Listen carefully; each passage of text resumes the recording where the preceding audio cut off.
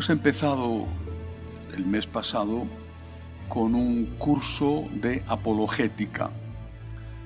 La apologética, como os dije, aunque en su origen es una defensa, hacer apología de algo es defender algo, pero también debe de entenderse como una expresión de fe en algo, por lo tanto, como evangelización.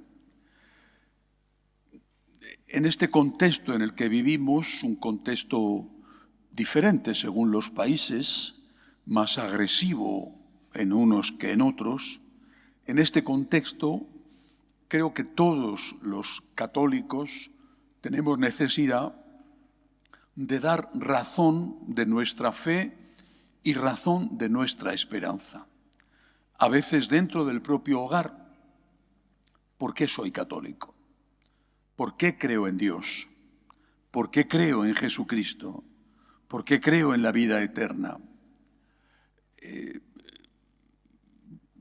Es para mí un motivo de gran preocupación ser consciente de que la inmensa mayoría de nuestro pueblo, hablo del pueblo católico practicante, no tiene una formación ni siquiera básica.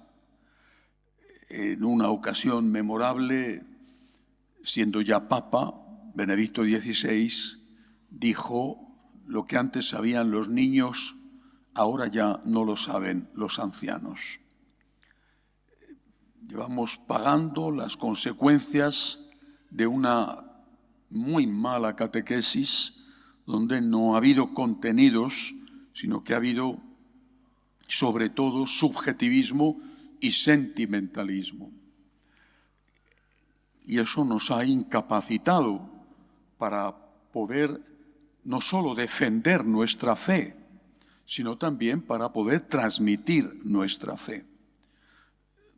Vuestros hijos, vuestros nietos, no todos afortunadamente, pero sí muchos, han sido las primeras víctimas, porque rompiéndose la transmisión familiar de la fe, que se transmitía de forma natural en el hogar, rompiéndose esta transmisión al salir al mundo, a veces incluso en el colegio o la universidad o el mundo laboral, los padres no han tenido la formación suficiente como para dar una razón del porqué de su fe.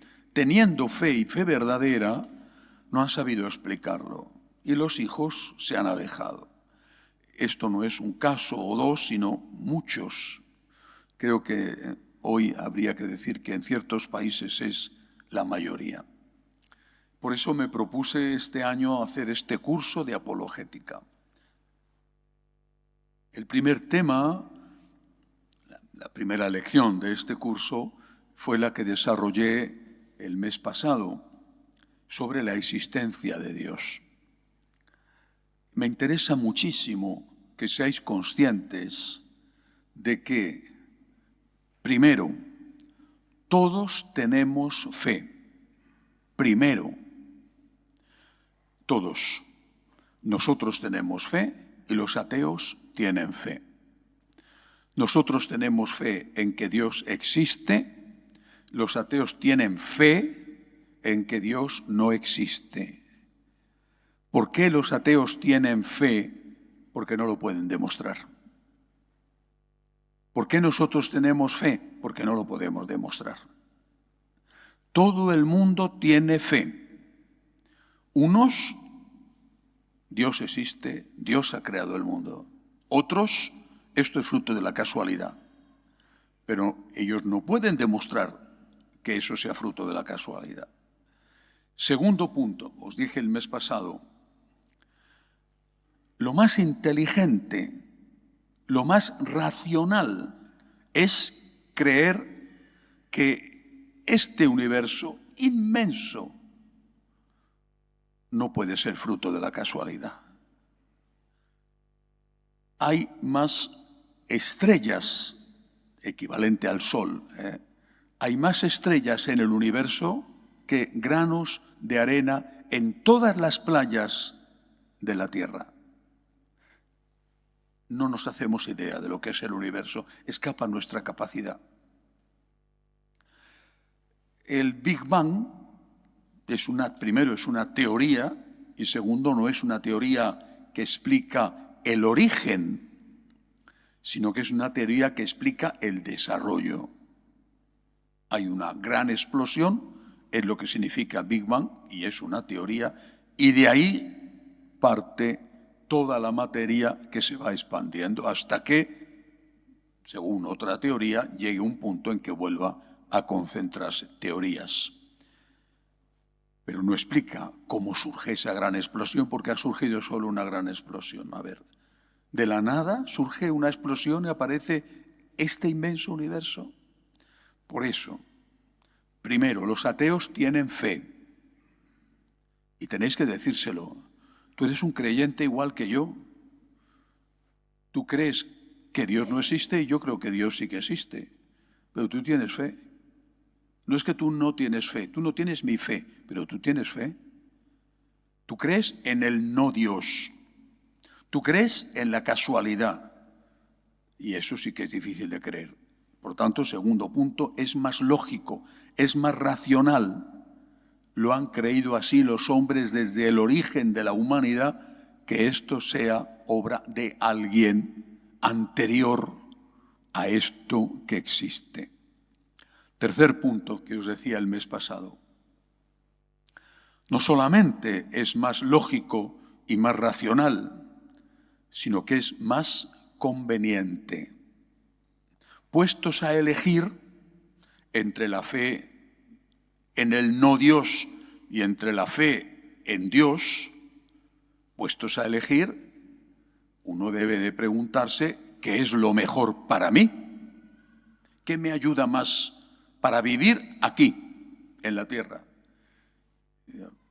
El que no cree en Dios está solo, solo ante la vida, solo ante la muerte, solo ante sus éxitos, solo ante sus fracasos, solo ante la enfermedad, solo ante la muerte de los suyos, solo ante su propia muerte, solo ante la manipulación que continuamente nos bombardea a todos, solo ante la pérdida del sentido moral debido precisamente a esa manipulación interesada.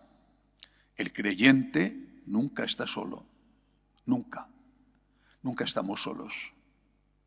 Porque hay alguien que está dentro de nosotros, hay alguien con el cual hablamos, hay alguien que está por encima de nosotros y que nos dice, esto no está bien. Hay alguien que no se deja sobornar por el mundo. Hay alguien que nos levanta cuando caemos con su perdón. Hay alguien que impide que se nos suban a la cabeza los éxitos. Hay alguien que nos indica continuamente, este tiene hambre y tienes que darle de comer. Este está solo y tienes que hacerle compañía. Es que no hay color, no hay comparación posible. Con esto no quiero decir que los ateos no tengan su ética,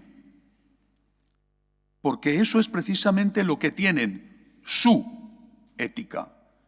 Este una, el otro otra, el otro otra. Este tiene hoy una y mañana otra, por esa presión ambiental. Una ética que se adapta a los intereses o a las modas. Nosotros no. Para nosotros el bien será siempre el bien y el mal será siempre el mal. Porque no somos nosotros los que decidimos qué es bueno o qué es malo. Es la ley natural que Dios ha puesto en el ser humano con la revelación que impide que esa manipulación ciegue, ofusque, silencie la ley natural y que la completa con lo que Cristo nos ha enseñado. Todo el mundo tiene fe es más inteligente creer en Dios y es más útil creer en Dios. Os decía el mes pasado, el día que cada uno de nosotros muera, y no sabemos cuándo será el día y la hora, pero el día que cada uno de nosotros muera, veremos lo que hay o no veremos nada. ¿Y si no hay nada? Y si no hay nada, que me quiten lo bien que lo he pasado aquí. He estado acompañado. Me han impedido hacer el mal y cuando lo he hecho, Dios me ha dicho, pide perdón. Y si no hay nada, el que ha pasado su vida solo y que ha afrontado solo todo lo de la vida y la muerte, el que ha perdido a un hijo sin esperanza de volver a verle o a su madre, ese no tendrá la oportunidad de decir, mira, acerté. ¿Por qué? Porque no hay nada. Pero si hay algo, y lo hay, no solamente habré estado acompañado toda la vida, sino que me encontraré cara a cara con ese que me ha amado y al que tanto he amado. Y el otro dirá toda la vida negando la realidad, y la realidad existe. Dios juzgará, pero estoy seguro de que la sorpresa que se van a llevar va a ser inmensa. No olvidéis estas tres cosas. Recordarlas, cosas sencillas que tenéis que saber, meditar sobre ellas para hablárselas a vuestros hijos, a vuestros amigos, cuando salen las conversaciones. Y no estoy hablando ahora de la iglesia o la pederastia de los curas, o no, hablo de Dios, de Dios. Dios existe. Dios ha creado el universo. Esto no es fruto de la casualidad. Es más inteligente creer en Dios que creer en la nada. Y es más útil. Meteros estas tres ideas en la cabeza. Estoy seguro de que si fuéramos niños y esto nos lo hubieran enseñado en un catecismo cuando nos preparábamos para la primera comunión, hoy la transmisión de la fe se habría logrado con mucho más éxito. Porque es sencillo, es fácil, pero con tanta frecuencia, cuando te interpelan, no sabes qué responder. Segundo tema del que quiero hablar hoy, el tiempo que me queda, es sobre Cristo. Por supuesto que hay muchas más cosas que hablar sobre la existencia de Dios, pero quiero empezar a hablar de Cristo. Hoy no acabaré, lógicamente, el tema. Cristo, Jesucristo, Jesús de Nazaret. Cuando uno mira la historia, se da cuenta de que la humanidad de Cristo no fue cuestionada. Los testigos le habían visto, oído, tocado. Su humanidad nunca fue cuestionada. Ha sido cuestionada muy tardíamente, casi en nuestra época, pero porque no les interesa que Cristo sea un personaje histórico, debido a que lo que Cristo enseña no les gusta. Entonces hay que matar al mensajero. Y la primera forma de matar al mensajero era negar su historicidad y decir que era un mito. Nunca fue cuestionada la realidad histórica de Jesucristo. Hay pruebas externas a los evangelios, por ejemplo, el autor judío romano Flavio Josefo, judío romanizado, autor de las guerras de los judíos, que primero lucha contra los romanos y luego, después de las primeras derrotas, se une a ellos, testigo de la destrucción de Jerusalén en el año 70, que da testimonio como alguien ajeno al mundo cristiano pero como alguien judío presente, da testimonio de la existencia de Jesucristo. No es el único. En aquellos primeros pasos, lo que se cuestionó por parte de los judíos no era su existencia. Se cuestionó su origen y su final, porque buscaban desprestigiar a esta nueva religión que nacía dentro de ellos mismos. Jesús era judío, la Virgen era judía, los apóstoles eran todos judíos. Y intentaron desprestigiar el origen diciendo que Jesucristo había sido concebido por María fruto de una violación. Era una calumnia que no tuvo mucho recorrido y que además no es tampoco del momento primero, sino que es ya después, cuando hay cada vez un enfrentamiento mayor entre judíos y cristianos. E intentaron desprestigiar su final. Y esto sí es de los primeros momentos. El propio Evangelio cuenta que los judíos iban diciendo que los apóstoles habían robado el cuerpo de Cristo en el sepulcro para decir que había resucitado. Tenían que decir algo porque la resurrección, como muy bien entendió San Pablo, la resurrección daba la razón absolutamente a la pretensión más inaudita y escandalosa que podía tener alguien en el mundo judío. La pretensión de que Dios se había hecho hombre, de que Cristo, hombre verdadero, era Dios verdadero. Algo tenía que decir, inventaron eso. La resurrección está testificada y por lo tanto autenticada, no porque aquella noche o aquella madrugada estuvieran filmando el espectáculo de Cristo saliendo del sepulcro. No. Está testificada, autenticada por el hecho de que los que la vieron, los que vieron a Cristo resucitado, los que estuvieron con Él, dieron la vida. Recuerdo cuando estudiaba Biblia que el profesor nos daba este argumento sencillo, y yo os lo doy ahora a vosotros. Nadie miente para perjudicarse.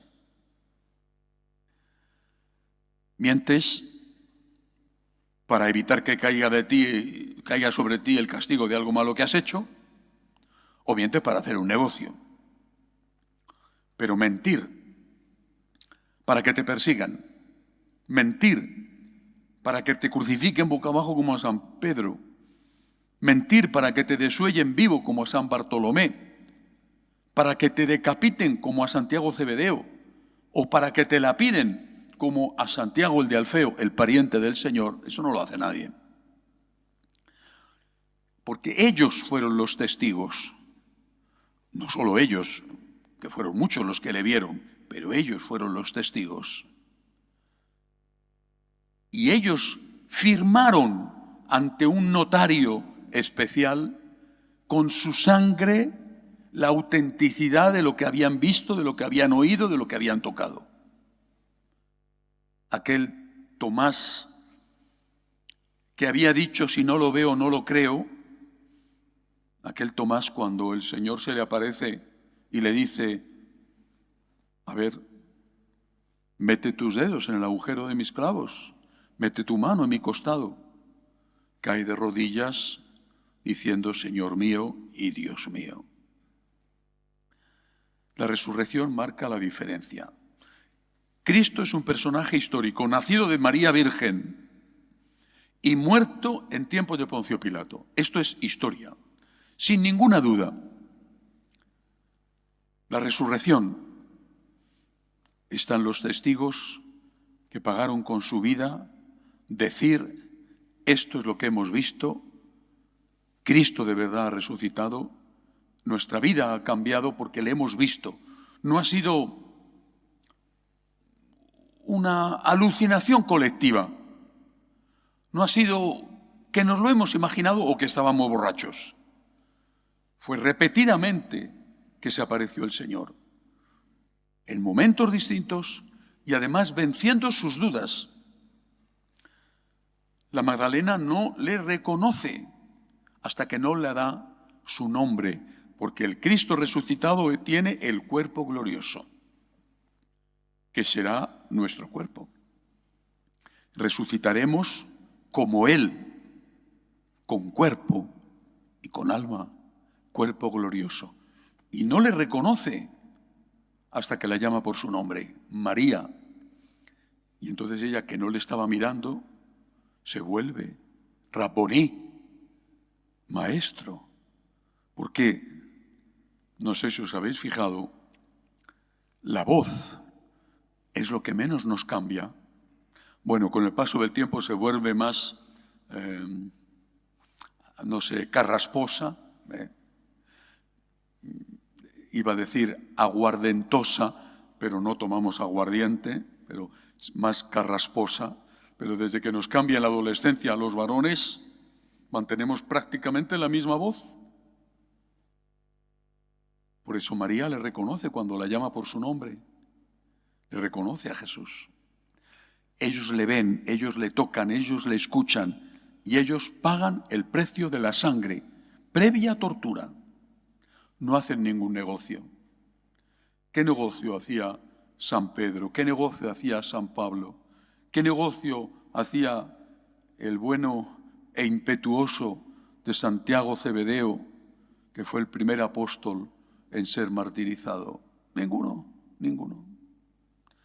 ¿Eran pobres o no?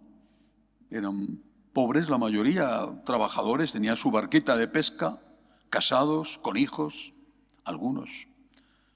O eran gente que se las apañaba para vivir, como San Mateo, haciendo de publicano y cobrando de más los impuestos para quedarse con una parte. Se jugaron la vida y estropearon su vida desde el punto de vista humano. Y no lo dudaron. Por eso la resurrección es un hecho histórico. Aunque no haya fotografías, es un hecho histórico. Es un hecho que va más allá de la historia, porque entramos en algo que está fuera del tiempo, que se hace presente en esta historia y en este tiempo. Pero desde esa perspectiva nuestra es un hecho histórico. No admite la menor duda. A mí me podrán decir que hay una leyenda, que dice que Isabel la Católica ofreció no ducharse hasta que no se conquistara Granada. Leyenda. Pobre de Fernando el Católico. Bueno, me da igual. Pero no creo que nadie pueda decir que Isabel la Católica no existió. Y sin embargo yo no la he visto. No viví en esa época. ¿Cómo puedo saber que existió Isabel la Católica? O Cristóbal Colón, o Carlos V, o Alejandro Magno, o Séneca, o cualquiera de los que nos han precedido, porque hay testigos. Esos testigos no se jugaron la vida por decir Isabel la Católica pactó en los toros de Guisando, ahí en la provincia de Ávila, o Isabel la Católica hizo esto o aquello contra su hermanastro y contra la hija de su hermanastra, Juana la Beltraneja. Usted existió. Pues bien, de Jesucristo, los testigos dieron la vida para decir no solo que existió, nadie lo dudaba, sino que resucitó. Argumentos que tenéis que manejar para defender vuestra fe. Cristo ha resucitado. Esto es maravilloso. San Pablo dice, si no ha resucitado, somos los más desdichados de los hombres. Vana es nuestra fe y vana es nuestra esperanza, pero ha resucitado. Cristo ha resucitado. Hay vida eterna, hay vida eterna. Cuando estos días hemos recordado a nuestros seres queridos, solemnidad de todos los santos, día de difuntos, cuando hemos recordado a nuestros seres queridos, yo por lo menos, mis padres muertos, mi hermana muerta,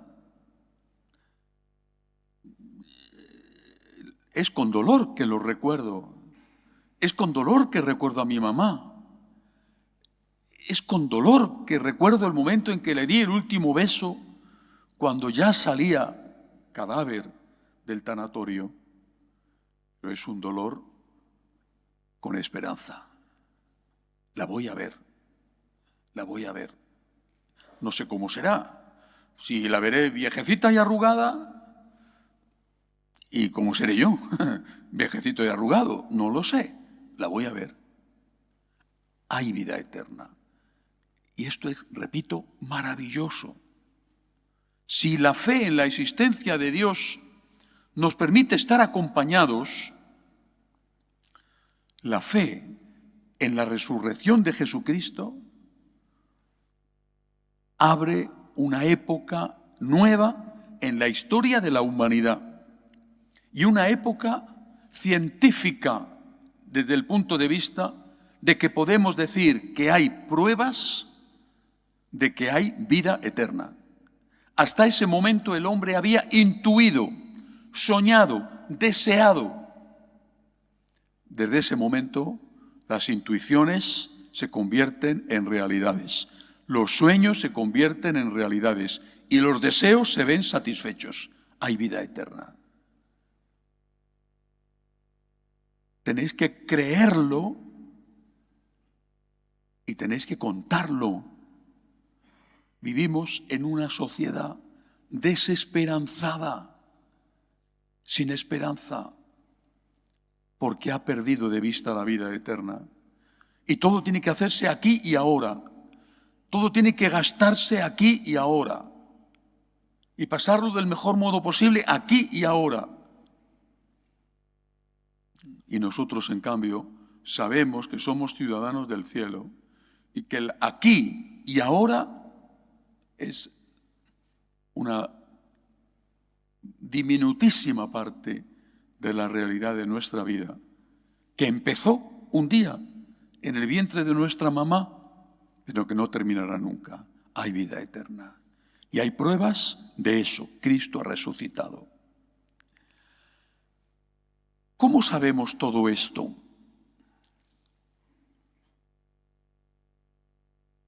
Los evangelios. Por eso cuando los enemigos de Jesucristo, no me refiero a los judíos, me refiero a los cristianos, a los católicos, los catoateos, cuando ellos han querido desprestigiar a Jesucristo porque no podían soportar su mensaje, buscaron, como os he dicho, decir que era un mito, o buscaron, usando antiguas calumnias que pusieron en marcha los judíos, decir que había nacido de aquella mala manera, pero luego fueron a decir que en realidad, aunque efectivamente hay pruebas históricas de su existencia y con los testigos de su resurrección, fueron a decir que en realidad lo que cuentan los evangelios es una invención. Y lo dicen afirmando que los evangelios se escribieron muy tarde. Posiblemente esto no lo hayáis oído nunca, pero es una de las cosas que se manejan en los ambientes ateo-católicos. Y es una de las cosas que les dicen a los ingenuos que van a cursos de Biblia en muchas parroquias, no en todas, pero sí en muchas. donde esos cursos de Biblia están inteligentemente dirigidos para que pierdan la fe y se llenen de dudas. Los evangelios, dicen, se escribieron muy tardíamente. Por lo tanto, recogen leyendas, no historias. Hay un hecho histórico demostrado que es, he hablado antes de él, la guerra de los judíos contra los romanos por su independencia. Empieza en los años 60 con un primer éxito judío, la destrucción de una legión romana. El entonces general Vespasiano es enviado por el emperador para sofocar la rebelión. Asesinado el emperador, se suceden rápidamente varios emperadores que duran poquísimo y que son asesinados a su vez. Y Vespasiano deja Israel, se marcha a Roma y se proclama emperador.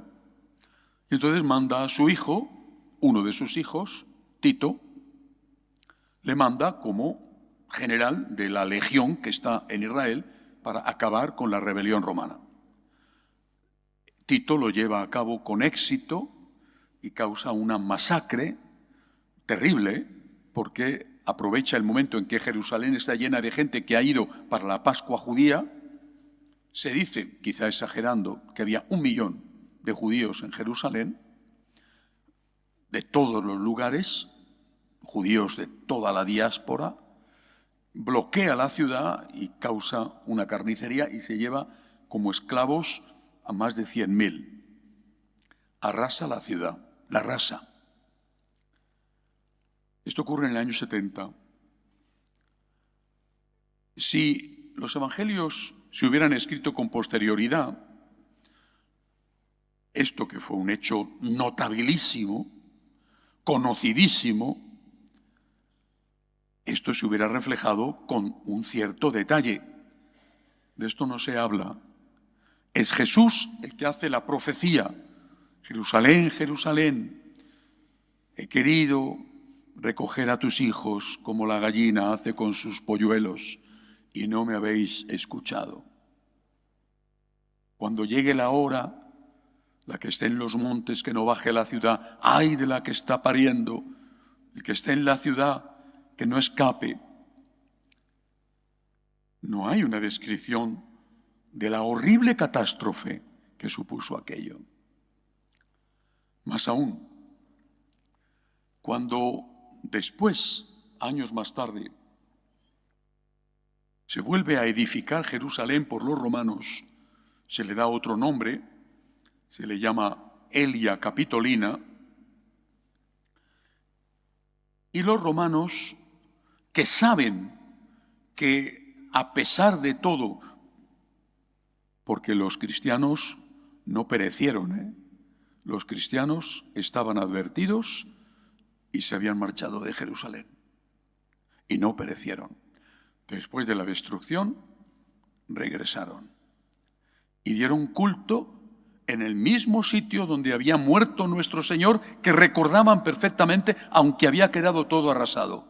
En ese sitio, cuando Jerusalén es reconstruida por los romanos allí siembran un bosque de cipreses y hacen un altar a una diosa romana, porque saben que allí hay un lugar sagrado para ese grupo creciente y ya perseguido de los cristianos.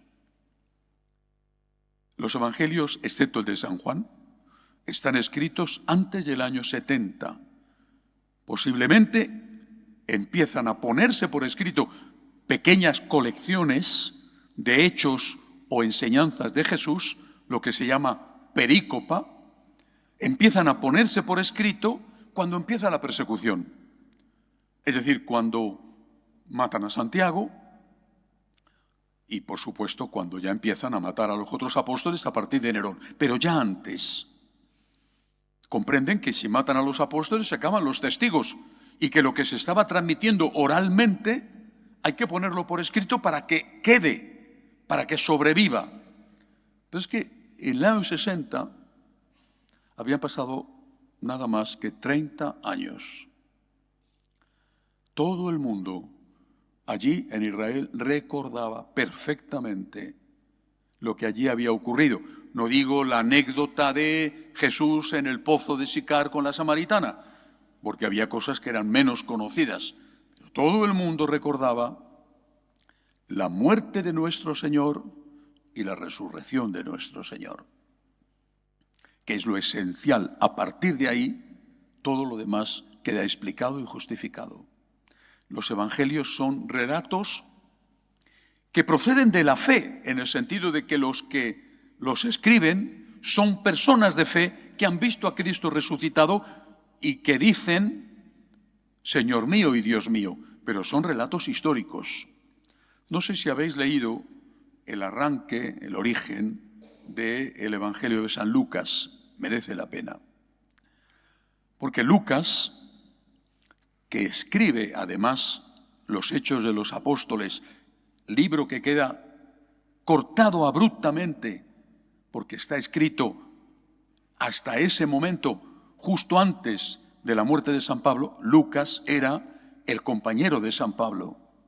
Lucas era pagano. Lucas se convierte. Lucas es médico, es un científico. Y dice, me he propuesto investigar la autenticidad de esto que se cuenta entre nosotros,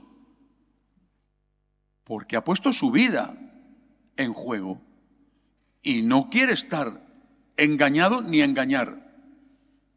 Es un evangelio escrito por un científico, un médico,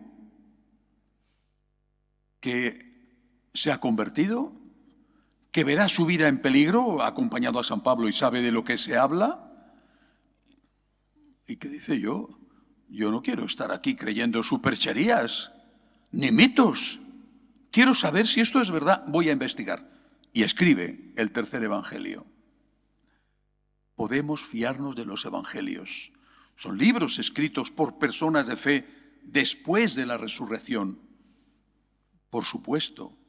Pero es como si me dijeran que el hecho de que yo pudiera escribir un libro sobre San Juan Pablo II, que lo he escrito, por ser un rendido admirador de San Juan Pablo II, ese libro no tuviera rigor histórico. Lo investigué. Antes de escribirlo, lo investigué. Es como si alguien dijera que porque tú amas a otra persona, ya no puedes decir cosas objetivas sobre ella.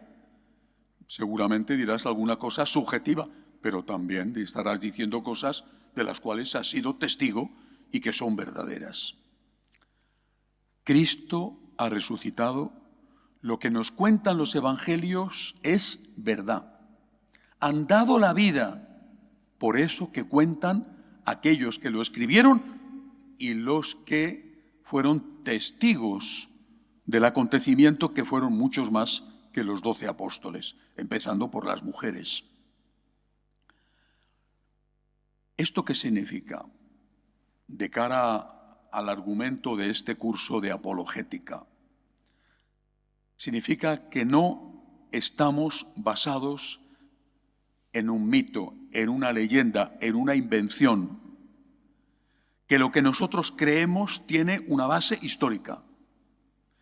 Y que cuando se dice que Jesucristo le dijo a la adúltera, no peques más, es que le dijo a la adúltera, no peques más. Y que cuando Jesucristo dijo, el que se divorcia de su mujer y se casa con otra comete adulterio contra la primera, es que de verdad dijo eso. Y que cuando Jesucristo se enfrenta con su pueblo judío, siendo él judío, y sus apóstoles judíos y sus primeros discípulos judíos, se enfrenta con ellos cambiando la ley del sábado, que era sacratísima, defendiendo a la mujer, diciendo, tenéis que poner la otra mejilla y amar a vuestros enemigos, y rompiendo, por lo tanto, la ley del talión, que justificaba una cierta forma de venganza, por poner solo algunos ejemplos, es que eso es verdad. ¿Cómo se van a inventar algo que es tan anti-instintivo? Porque el instinto te lleva no solo a golpear al que te ha golpeado, sino a golpearle más fuerte para que no te golpee otra vez. El instinto te lleva a dejarte llevar, a dejarte dominar por tus pasiones. El Señor dice, incluso el que mire a una mujer deseándola, comete adulterio. Es tan contrario en algunos puntos a lo que creían los judíos que es imposible pensar que eso sea una invención. Y no digamos ya a lo que creían y practicaban los paganos. Un libro de autor anónimo, posiblemente es una colección de homilías de un sacerdote o de un obispo, pero del inicio del siglo II, es decir, estamos hablando de 60, 70 años después de la muerte de nuestro Señor, la carta a Diogneto, escrita a un tal Diogneto por un sacerdote anónimo, en un mundo pagano, el mundo de las orgías, el mundo de las saturnales, el mundo de los derroches, el mundo de la esclavitud, ese mundo pagano. Y ese sacerdote le dice a un tal Diogneto, nosotros los cristianos tenemos en común la mesa, pero no la cama. Y no matamos a nuestros niños en el vientre de su madre, siglo I, a un mundo pagano, donde lo común era la cama y no la mesa, y donde, como sabe cualquiera que haya estudiado un poquito, el padre de familia, cuando le presentaban al niño recién nacido, podía decidir en ese momento si le permitía vivir o le mataba al niño recién nacido. No digamos ya el aborto que se hacía, que era muy frecuente y se hacía a base de hierbas. No había las técnicas que hay hoy, pero sí hierbas que, sobre todo en determinados momentos del embarazo, hacían que muriera el embrión o el feto y se expulsara. Pero es que el infanticidio estaba permitido. El padre de familia, si el niño nacía con alguna deformidad o era una niña, no siempre, obviamente, pero sí con más frecuencia que si era un niño, decía, hay que matarle.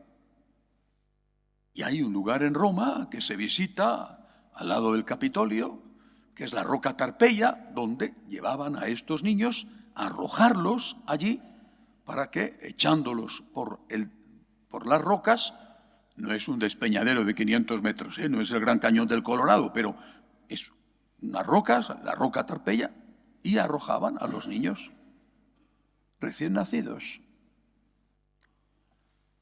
¿Cómo pueden haberse inventado algo que va absolutamente en contra, en temas sensibles, de lo que creen y practican los judíos y de lo que creen y practican los paganos? Porque eso procede de Dios. Eso les complicaba la vida enormemente. Era una religión austera, contracorriente de los judíos, contracorriente de los paganos, y que sin embargo crecía. Era una religión perseguida y que sin embargo crecía. ¿Esto es inventado? ¿Alguien en su juicio, y no hace falta que le funcionen muchas neuronas en la cabeza, con que él todavía tenga alguna funcionando es suficiente? ¿Alguien puede creer que esto es inventado?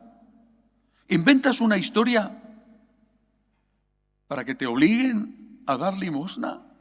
¿Para que te obliguen a perdonar al que te ha hecho daño? ¿Para que te obliguen a ser fiel en tu matrimonio? ¿Para que te obliguen a cuidar de tus ancianos?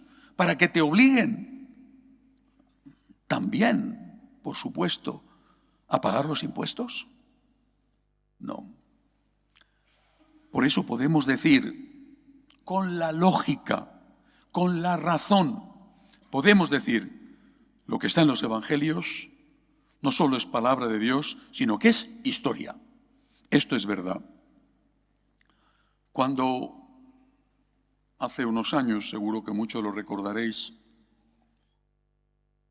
y espero que el protagonista se haya arrepentido 1000 veces, confío, cuando un personaje importante dijo aquello de, porque le molestaba lo de la prohibición del adulterio, dijo aquello de, vaya a saber lo que dijo Jesús, porque entonces no había grabadora. Demostró su ignorancia y demostró otras cosas, pero desde luego su ignorancia. No había grabadora, efectivamente. Hombre, tampoco había grabadora con Isabel la Católica, ni cámara de vídeo, ni de fotos, ni internet, y existió. Pero decir, el que se divorcia de su mujer y se casa con otra comete adulterio contra la primera, en un mundo donde el divorcio era aceptadísimo, no solo el divorcio, el repudio. La ley judía establecía como causas de repudio, por ejemplo, que a la mujer se le quemara la comida. Decir eso es que no hacía falta que hubiera grabadoras. ¿Cómo se lo van a inventar? Cuando eso le suponía antipatía, rechazo y que muchos se alejaran. Y digo, hasta los apóstoles lo dicen. Cuando el Señor prohíbe eso, los apóstoles dicen, es que si esto es así, no merece la pena casarse. Y el Señor no dice, bueno, vamos a ver si nos entendemos. Hombre, que quizá estoy exagerando un poquito, hombre, hay que... No, el Señor dice, pues no todo el mundo ha sido llamado a la castidad, pero esto es lo que tienen que hacer los casados. Y cuando Jesús empieza a experimentar el abandono, les pregunta, ¿qué dice la gente que soy yo?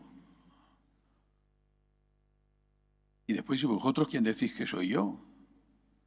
Y ya está próximo el momento de la cruz y les dice, ¿también vosotros queréis marcharos?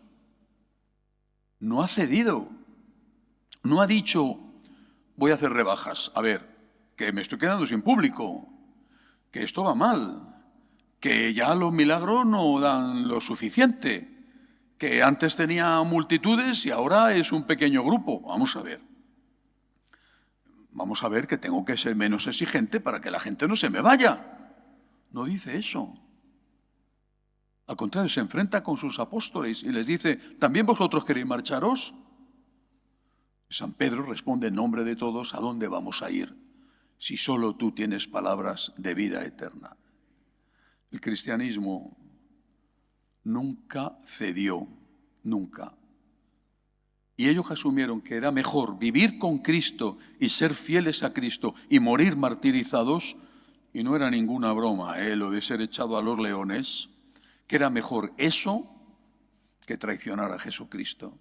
Por eso podemos decir científicamente que Cristo existió, que lo que cuentan los evangelios es historia, es verdad, sin ningún tipo de duda, que Cristo resucitó, que hay vida eterna y que esa vida eterna será maravillosa si morimos en gracia de Dios y será espantosa si morimos en pecado mortal y tenemos que pasar la vida eterna con el demonio y sus ángeles. Bueno, yo tenía previsto hoy hablaros sobre el sínodo, porque en el sínodo se han ventilado muchas cosas que atentan directamente contra la fe en la divinidad de Jesucristo. Pero vista la hora que es, pues es que ya no me da tiempo ni a empezarlo. Así que lo vamos a dejar aquí, pero recordad lo que os he dicho. No os estoy hablando a vosotros. Os estoy hablando a vosotros para que a través de vosotros defendáis a Cristo, para que vosotros tramitáis la fe en la existencia de Dios a los que viven a vuestro lado, empezando por vuestra familia, para que tengáis argumentos y no os quedéis callados y podáis dar razón de vuestra fe y de vuestra esperanza. Y también para que cuando os encontréis con curas que han perdido la fe y que quizás sean buenas personas y que Dios les juzgará, porque a lo mejor son mejores personas que yo. Pero cuando os encontréis con curas que han perdido la fe, podáis decirles que estas cosas, oiga, Cristo ha resucitado, los evangelios son históricos y es más historia lo que cuenta el evangelio que las patrañas que usted me está contando en la homilía. Nos vemos, si Dios quiere, en el mes de diciembre.